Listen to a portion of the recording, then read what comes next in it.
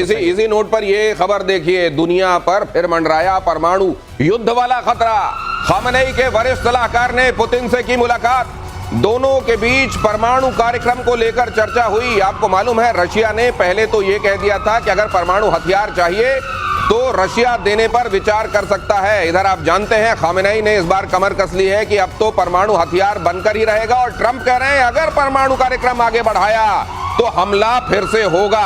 North Korea ने कह दिया अगर हमला करोगे तो सीधे इजराइल पर इस बार हम मिसाइल फोड़ेंगे। इधर क्या होने वाला है ये, और क्या ये धीरे धीरे ये पूरे ईरान, फिर उसके बाद पाकिस्तान और कहीं इंडिया, ये क्या हर किसी को जद पे कोई भी एक मोर्चा बढ़ गया अगर मेजर गौरव आर्य, तो वो दूसरों को भी चपेट में ले लेगा क्या? 100% लेगा। ये तो देखिए वॉर एक बार छिड़ जाता है, इसको कंटेन करना, मैं तो बहुत सरप्राइज हूं दिनेश, मैं आपको बताता हूं, मुझे अभी तक नहीं समझ में आया। बहुत ऊपर वाले की कृपा है कि रशिया यूक्रेन का जो वॉर है ये अभी फैला नहीं इतना, सिर्फ यूक्रेन और रशिया के बीच में, ये बाहर कहीं गया नहीं अभी तक। वरना 3 साल से यूरोप के बीचों बीच, ईस्टर्न यूरोप ही तो है यूक्रेन, इट्स ईस्टर्न यूरोप, और यहाँ पे वॉर नहीं फैला। This is a miracle and it should be like that. जो ये बाकी बात कर रहे हैं ये लोग कि हम ये बम मार देंगे, अगर भगवान ना करे इसका 10% भी हो जाता है, 10% भी हो जाता है, न्यूक्लियर वेपन्स नहीं भी यूज होते, तब भी ये आग इतनी भड़केगी, फिर शायद इसको जिसको कहते हैं कि संभालना बहुत मुश्किल हो जाएगा दिनेश।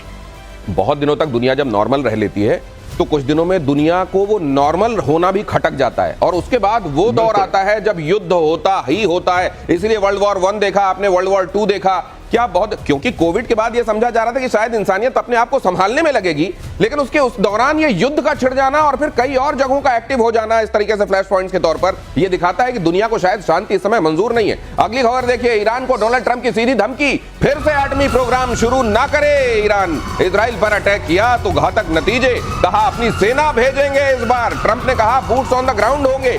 वैसे ट्रंप अगर कह रहे हैं तो आप उसको सुन भी लीजिए और फिर ये भी समझ लीजिए कि शायद ये ना भी हो, क्योंकि you just can not take it with the face value. लेकिन सर ये इस बार क्या गंभीर है?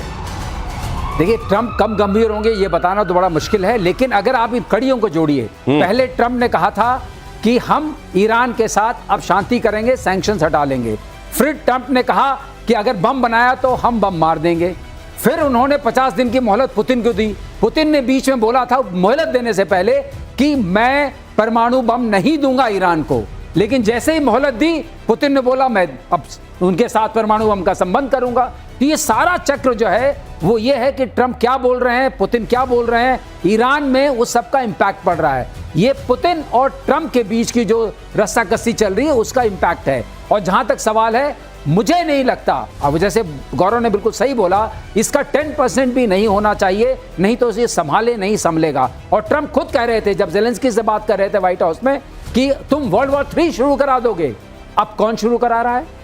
आप देखिए अब कौन शुरू करा रहा है। बूट्स ऑन द ग्राउंड भेजने का मतलब यह है कि आप वाकई वर्ल्ड वॉर 3 को आवाज ही नहीं दे रहे हैं, आप वर्ल्ड वॉर 3 को अपने साथ लेके जा रहे हैं। वर्ल्ड वॉर 3 को आवाज, न्योता, पीले चावल छोड़ छोड़ के आ रहे हैं कि आओ। हमास पर इजराइल ने फिर बरसाए बम। अगली खबर, इजरायली हमले में हमास का कमांडर ढेर। इजरायली सेना ने मध्य गाजा से भी लोगों को निकलने का निर्देश दे दिया। यहां पर पॉम्फलेट ड्रॉप किए गए हैं सर। ये वो जगह है जो अभी तक अछूती रही है, या तो नॉर्थ में या दक्षिण पे ज्यादा कार्रवाई हुई है, लेकिन इस बार मध्य गाजा में भी ये कह दिया गया कि चलो निकलो यहां से, अब कार्रवाई होगी।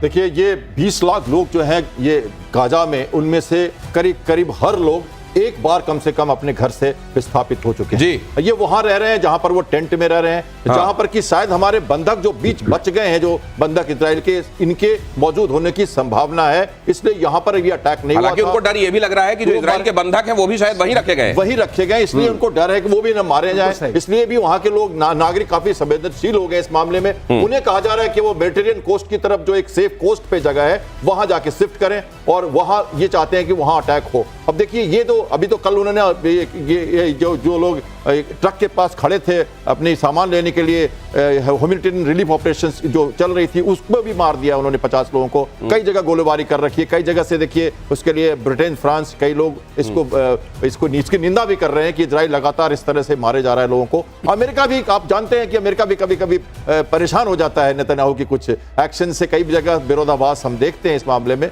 तो लेकिन इजराइल तो इजराइल है, इजराइल तो छोड़ेगा नहीं। लेकिन ये जो आप कह रहे हैं इसमें एक बहुत बड़ा तथ्य भी छिपा हुआ है। आपको अपना हित जितना खुद समझ में आएगा उतना किसी दूसरे आपके साथी को भी समझ में नहीं आएगा, भले ही वो इजराइल के लिए अमेरिका ही क्यों ना हो। और इसीलिए कई बार आप देखते हैं कि इजराइल वो स्टांस लेता है जो खुद ट्रंप को चकित कर देता है। ट्रंप अगर इस दुनिया में अभी किसी से चकित हो रहे हैं तो वो एक ही देश है फिलहाल, वो है इजराइल। साथ में रहकर भी कई चीजें ऐसी करता है जो दूसरा जैसे डाली जाती है स्पिन में वैसा हो जाता है। और गाजा में फिर मौत का तांडव। इजराइल हमले में मारे गए 85 फिलिस्तीनी, अलग अलग जगहों पर हुए अटैक में मौत। उत्तरी गाजा में खाना लेने में जुटे 79 लोग मारे गए। जहां से आतंकवाद को पनपाया जाएगा, पाला पोसा जाएगा और अटैक किया जाएगा किसी सभ्य देश पर, उसका क्या हाल होना चाहिए, इजराइल ये बात दिखा रहा है। बिल्कुल सही। देखो, इन्होंने जो अटैक इस बार का किया है वो खान यूनिस पर किया है, जहां वो जाते हैं। खान यूनिस बहुत इंपॉर्टेंट जगह है और आपको याद होगा यूरोपियन हॉस्पिटल पे जब बम डाला था, खान यूनिस से तो दईफ आता था सर। हाँ, वहीं पर जो बम डाला था वहां पर सिनवार वगैरह की मौत। बिल्कुल, सिनवार वहीं का है। तो इनको ये पता है, जैसे कैप्टन शाम ने भी बोला कि उनको ये पता है कि इसी जगह पर शायद हमारे जो हॉस्टेजेस हैं वो हो सकते हैं और इसी जगह को घेरा हुआ है। और ये सोचना कि हॉस्पिटल के नीचे नहीं होगा, मस्जिद के नीचे तो नहीं आप ये होगा। कह रहे हैं कि हॉस्टेजेस की जान की कीमत भी अगर चुकानी है यहाँ सफाई के लिए तो वो देगा इजराइल। इजराइल का हमेशा से रुख ये रहा है कि उन्होंने कभी भी हार नहीं मानी है, देश को कभी भी होस्टेज पे नहीं रहने दिया है, अपने लोगों की जीवन के लिए या मृत्यु के लिए। उन्होंने कहा हम सब जब तक हैं देश को जिंदा रखना हमारी जरूरत है। और इसी आप देखिएगा किसी भी होस्टेज सिचुएशन यहाँ पर ही तो कभी भी ये एक बड़ी बात है। मेजर गौरव, ये कंधार वाला जो कांड हुआ, हमारा एक एयरलाइन जो है अपहरण करके ले जाया गया और आतंकवादी छुड़ा लिए गए थे, जो क्या इस तरह इजराइल का ये अप्रोच एक तरीके से लेसन भी है क्या बाकी देशों के लिए? नहीं, बिल्कुल। ये ले गए थे बहुत पहले 80s में। ईदी अमीन युगांडा में था, वो ले गया था। एनटीबी करके एक एयरपोर्ट था, वहां पे ले गया था। तो इजरायलीज ने इजराइल से हवाई जहाज अपने रवाना करे एनटीबी में, जो कि युगांडा में है। युगांडा के अंदर अटैक करके वापस लेकर आए थे लोग। आपने IC-814 की बात करी, कंधार हाईजैक की, तो ये तो ले गए थे इजरायली। देखिए, जो अभी मार्शल श्रीवास्तव सर ने जो बात बोली, बहुत बढ़िया बात बोली। देखिए, इजराइल का एक ये मैटर, ऐसा नहीं कि वो अपने लोगों को मरने देगा इजराइल, लेकिन इजराइल जो होस्टेजेस हैं, अगर उनकी जान गई है, उनकी इतनी भारी कीमत वो देता भी है कीमत। वैसे एक बार एक इजरायली फौजी को उन्होंने किडनैप कर लिया था हमास वालों ने। जब इजराइल ने फ्री करा तो उसके एवज में 1000 से ऊपर लोग छोड़े थे उसने, जो उसकी जेलों में थे। तो एक इजरायली एक तरफ और 1000 फिलिस्तीनी एक तरफ, ऐसा इजरायली मान। तो अगर आप वो छोड़ सकता है एक के बदले 1000 को, तो एक बात ध्यान रखना, एक के बदले वो 1000 को मार भी सकता है। ये इजराइल की पॉलिसी है।